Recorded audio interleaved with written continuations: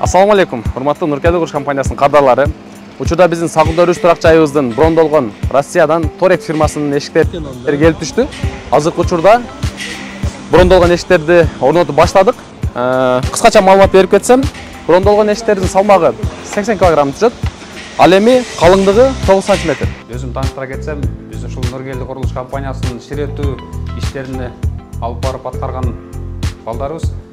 Учурда Нуркелди Курулуш компаниясынын Фалконтөр турак жайынын 3-чү блогунда бул брондолгон эшиктерди коюу иштери жүрүп жатат.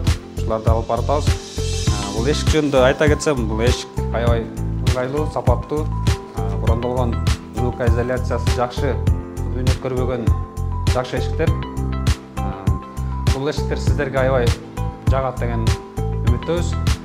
Буюрса сиздерге ыңгайлуу кылып, биз болгончубузду жумшайбыз.